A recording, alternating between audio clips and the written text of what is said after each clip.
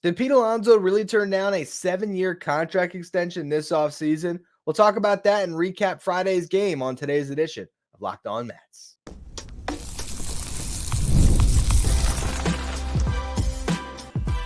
You are Locked On Mets, your daily New York Mets podcast. Part of the Locked On Podcast Network, your team every day. Hello to all you amazing Mets fans. You're watching Locked On Mets, part of the Locked On Podcast Network, your team every day.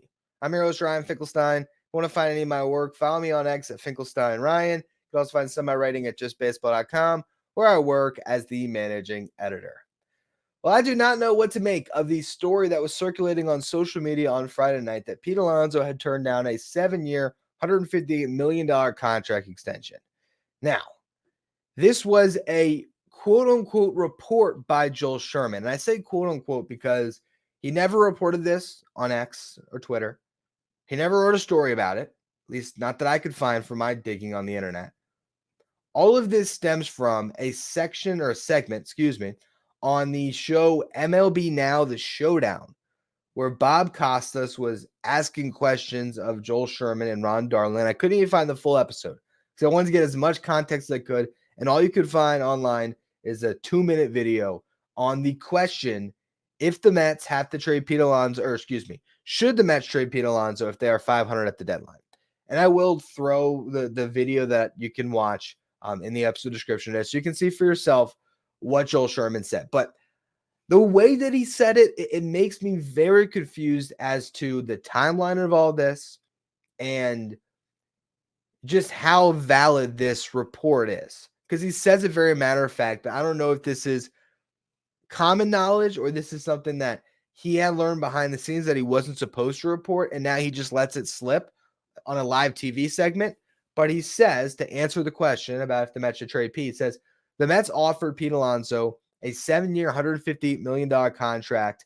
And then this is where he starts to kind of stumble. And that's what confuses me, because he says to go into his walk year, and he's like moving his hands to point to like back in time. And then he kind of stumbles over his words and he says that was between it, whatever that's supposed to mean. That was between it. Like if you looked at it on a subtitle, it says the Mets offered him 7 years, $158 million to go into his walk year. That was between it.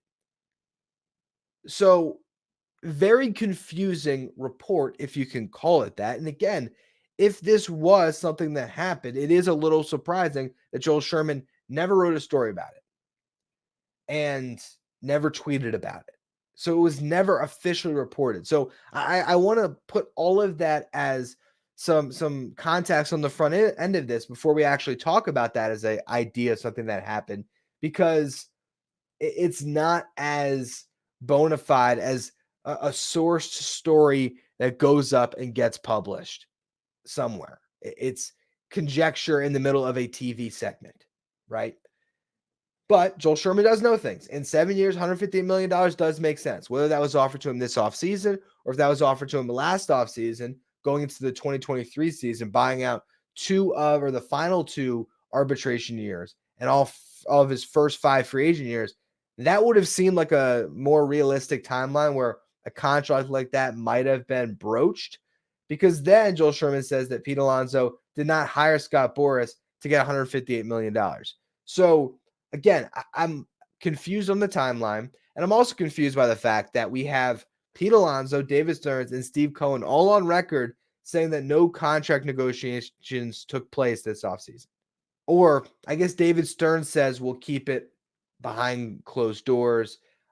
But I mean, Steve Cohen basically said that there was no discussions that were broached, and at this point it would make sense to let things go out into free agency. Who knows? Maybe when the Mets ended up settling with Scott Boras on the 1-year deal, the $20.5 million that Pete's making, they threw out there an extension offer. But at the same time, Pete Alonso has said that the only contracts that were discussed was a 1-year deal. So I'm having a hard time completely buying into this report. And again, I feel weird to even call it a report. But let's talk about the contract. If Pete Alonso said no to this, what does he want? Freddie Freeman got 6 years, $162 million. Matt Olson got 8 years, $168 million. So for Olson, that's $21 million a year. That was signed going into his age 28 season. For Freeman, I think it was going to his age 33 season, and he got $27 million based on average annual value, although he did have $57 million deferred in that contract. That brought the present day value down to $148 million. So 24.67 for luxury tax. I think Pete Alonso is going to settle somewhere between $20 and $25 million when it comes to average annual value. And it's going to depend on how many years he gets and what teams are interested. Is there a team out there that after Pete Alonso's age 30 season is willing to give him 8 years? If so, maybe he can beat $158 million. Could he maybe get the Olsen contract or just better, $170 million over 8 years, something like that? Possibly, but I don't know how likely it is. And there's still the matter of him playing out the rest of the season to see what that value is ultimately going to be. And that's sort of the bet the Mets are making here. Oh, Steve Cohen said, I hope Pete makes it tough on me, which to me indicates a willingness or a desire to keep him in a Mets uniform. But what that contract is going to look like, it's very tough to tell right now. If I had to guess, I think it's either a 7-year deal where he's getting 7 years after this season, right? It's a new deal. So what does that look like? Maybe something a little bit better than what Brandon Nimmo got. Brandon Nimmo's contract was an 8-year deal, right? And he got $162 million. So he got $20.25 million per season. Now, he went out to the market with Scott Boras. He wanted to be a Met. The Mets wanted him. The sides end up hammering out this deal. I think he got more years than he probably would have gotten from another team on the market, but maybe the average annual value is less. Maybe he would have got Springer money, which was $25 million per, but he came back to the Mets. Who's to say that Pete Alonso, it wouldn't be a similar situation where he might get more years, but not at that high of an average annual value. So let's just say it was $21 million per season and it was 7 years. Then you're looking at $147 million. Maybe that's the present day value of the contract potentially. So maybe he gets more than that, but it's deferred. I can very much see Pete Alonso getting a deferred contract where they bring down the present day money value, similar to Shohei Ohtani, similar to Freddie Freeman, similar to Mookie Betts. I think that could happen where the average annual value over the life of the deal won't hurt the Mets as much. I could also see him signing a 4 or 5 year deal at a higher AAV. But the fact that he turned down this contract, I don't know if there's really enough reporting out there for me to react to the story one way or the other. To say, oh, Pete Alonso made a mistake leaving that money on the table. Well, did he? Because when was that contract put in front of him? If it was put in front of him this offseason, and it was 7 years on top of the $20 million that he was making, absolutely, that's a missed opportunity. If it was 7 years, including the $20 million that he was already getting, so really 6 years added on to, what he would get, it'd basically make his free agent contract like 6 years, $138 million, which is interesting because that's right around the dollar amount that Jacob deGrom and David Wright signed contracts with the Mets. That 138 number has sort of been the sweet spot in the past. deGrom infamously got $500,000 less than David Wright by the Wilpons.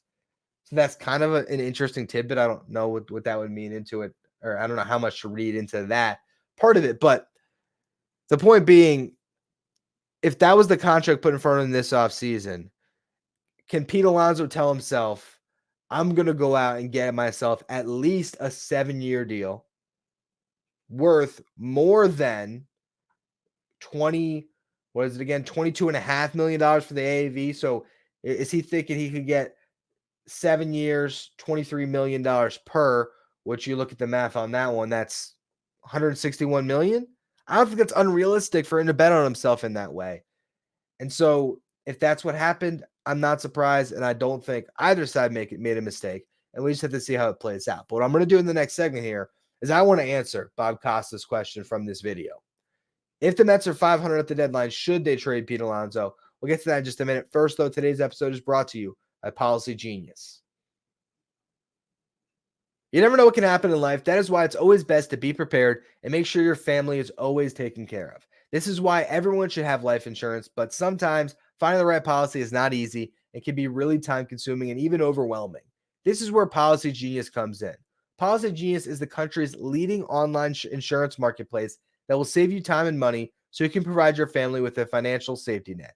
With Policy Genius, you can find life insurance policies that start at just $292 per year for $1 million of coverage. Some options offer same-day approval and avoid unnecessary medical exams. Policy Genius, you can compare quotes from America's top insurers in just a few clicks to find your lowest price, and their team of licensed experts is on hand to help talk you through it. They will give you unbiased advice, as there's no incentive for them to recommend one insurer over another, so you can trust their guidance. Check life insurance off your to-do list in no time with Policy Genius. Head to policygenius.com/LockedOnMLB or click the link in the description to get your free life insurance quote and see how much you could save. That's policygenius.com/LockedOnMLB. So let's answer Bob Costa's question that was posed to Ron Darling and Joel Sherman on MLB Network today. The Mets are 500 at the deadline. Should they trade Pete Alonso? I tried to go back at last year's deadline and find a comp to Pete Alonso when it came to the package that a team received, and no such player was dealt. The best comp I could have found was Jake Berger, and I was doing some creative math in my head where 4 years of Jake Berger, at least I believe he might have 4 years of control beyond that season. It's equivalent to the value of a rental Pete Alonso. Even then, it's not a good fit, but that was a 1-for-1 trade. And you look at Mark Canha, Tommy Pham, those were a 1-for-1 trade. So I do think that you could get maybe one good prospect for Pete Alonso at this deadline. Would it be as good of a prospect as what you got for Max Scherzer or Justin Verlander? Not the Verlander package, of course, because you got two prospects there. But if you just looked at Drew Gilbert or Luis Angel Acuna, could you get that level of prospect for Pete Alonso? I'm not so sure, because pitching is what teams covet at the deadline more than a guy that is only a first baseman, obviously DH, but there's not a lot of positional value there, and a lot of teams have an answer at first base or DH. Yes, Pete Alonso, if he's red hot by the time you get to the deadline, would be coveted, but if he's red hot before that period, I don't know if the Mets are going to be 500. I feel like they'd be a little bit better than that, and they'd be in the hunt. It would be kind of a moot point. I'm not necessarily expecting Pete to get moved at this deadline, because I would find it hard to believe that the Mets are going to get a package that is much better than the comp pick they would get if he walked elsewhere, especially if you attach some value to keeping Pete in a Mets uniform and potentially being able to re-sign him on a more team-friendly deal than you'd expect on the surface right now. I think when you put that all together, the value of trading him isn't just there. Whereas what the Mets could do at the trade deadline is shop their pitching. If they're out of it at the race, they're out of the race at the deadline, and Luis Severino is still pitching like this, you might be able to get a prospect somewhat near the value that what you received last year for Scherzer. Like, you might be able to get an Acuna-esque prospect. Maybe not as notable of a name, but a top 100 guy for Luis Severino if he's pitching at this level. I think there's a distinct possibility. You can trade Quintana. You can trade Manaea potentially, and you might not get great prospects, but you can fill out your farm system a little bit. I think those are the pieces that are more likely to move, depending on what Harrison Bader is doing. That's a guy that's in a contract year that could potentially be moved. I wouldn't think for too much, but again, I think those are the pieces. And really, I think just not trading from your farm system and letting everyone develop is going to be sort of a net win when it comes to your farm system, instead of having to sell some pieces because you're in the race. I don't know if Pete Alonso is going to give you that value that you might expect at the trade deadline. That's what they should hold here, because I honestly think he's going to go into the market with Scott Boras, and they're going to ask for the moon, the sun, and the stars, and it's not going to happen for them. And maybe Pete has a very long winter. And if the Mets keep an open dialogue there, maybe they get to a point where Pete is going to Scott Boras and saying, I want to sign with the Mets. The Mets are saying we want Pete Alonso, and the two sides can get into a room and hammer out a deal that makes sense for both sides. Where maybe Pete Alonso is getting more money than Brandon Nimmo as far as total value on his contract, and he can say, all right, I'm the second highest paid player on this team, but the average annual value might end up being below Brandon Nimmo's contract because there's enough money deferred to make that happen, where you have maybe Nimmo and Alonso on the books moving forward at $40 million combined when it comes to luxury tax, which gives you the maneuverability to be able to add another star player on a big contract, whether it's that offseason or at a later date. I think you just have to be patient with this whole situation. Let it all play out. And I still, at this moment, believe that Pete's going to re-sign with the Mets in free agency. And I don't think he's going to get traded. So there you go. And until we get a more concrete report, I'm not going to go off on a story like this again. But there was enough commentary on social media about this. And I did text the Locked On Mets insiders, and we were and mentioned it. And I was communicating with a few of you. And I did say I was going to talk about it on the show. So I figured it was worth mentioning. But until we see anything else that comes out here, and I doubt we will, because there's really nothing to gain from either side at this point. They've already expressed, both Pete and the team, that they're letting this year play out. I think this is maybe the last we really hear of this type of thing until we get closer to the deadline. And then all the rumors are going to swirl about if Pete Alonso is going to get traded, and we will just see what happens. There was a game played on Friday night, though. Mets versus Braves. I will recap all of the action in just a minute. First, though, today's episode is brought to you by Prize Picks. Prize Picks is America's #1 fantasy sports app with more than 3 million members. It is the easiest and most exciting way to get in on the action while you watch your favorite sports and players. You can pick more or less than on 2 or more player stats and watch the winnings roll in. Right now, with the regular season going on, you can take your favorite players from the diamond and add them to your Prize Picks entry. Whether it's strikeouts, you got Christian Scott going tonight, you can take more there. RBIs, first inning runs, take your pick more or less and add them to your Prize Picks entry today. Prize Picks has something for every sports fan, from the NBA playoffs, NHL playoffs. You can combine all those different players in the same entry with quick withdrawals, easy gameplay, and an enormous selection of players and stat types to choose from. Prize Picks is the #1 fantasy sports app. They offer weekly promotions and special offers for the biggest moments in sports. So download the Prize Picks app today. Use the code LOCKEDONMLB for a first deposit match up to $100. Again, download the app today. Use the code LOCKEDONMLB for a first deposit match up to $100. Pick more, pick less. It's that easy with Prize Picks. Now I want to open up my game recap with an apology. I am sorry that when I previewed this series yesterday, I noted that Ronald Acuna Jr., Austin Riley, and Matt Olson had not got it going offensively yet, and that they hadn't hit a lot of home runs, because I know there was a handful of you, at least, because some of you texted me about it or left comments on the Twitter about it, that when Acuna homered in that third inning, and then Ozzie Albies homered, which I did not jinx Albies. I said he's swinging it good, so that one wasn't on me. But then Austin Riley drew a walk and Matt Olson homered. I know that a lot of you thought of me first, and because I had mentioned they were struggling, of course, they broke out.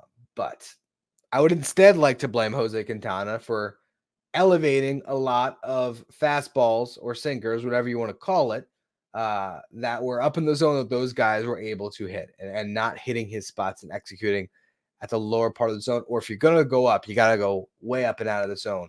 You can't throw a pitch in the zone to any of those guys at 89, 90 miles an hour, because they're going to crush it. And that was the ball game, that one inning. Because other than that, the Jose Quintana threw the ball pretty well, honestly. Got through 5, allowed 6 hits altogether. 3 of those hits were those home runs in that third inning. Walked 2, struck out 3. Didn't give up any other runs other than that 4-run rally where he gives up 3 home runs in a matter of 5 minutes or whatever. Ended up being probably even less than that. But I thought he threw the ball okay. And ultimately, this is a game where you sort of have to point the finger to the Mets lineup for not putting up more runs. But then again, on the other side, Charlie Morton was great. It's just a rough night for the Mets. The bullpen did their job to keep all of the more high leverage relievers out of this one. Yohan Ramirez, in his return to the Mets, 2 scoreless innings, did not allow a hit or a walk, struck out 3. And then you had Adrian Hauser make his first appearance out of the bullpen. Didn't look great. Was missing his spots a lot, but he did get 5 ground balls and didn't give up any runs. He walked 2, gave up a hit, but solid enough. Offensively, I think there was a real missed opportunity in the second inning where the Mets could have had Morton on the ropes a little bit early, and they just couldn't get the run in from third base with 1 out. And you got to get those runs in. Pete Alonso leads off the inning with a double. Great piece of hitting on a ball that was low and away that he just ripped down the left field line. You love to see it.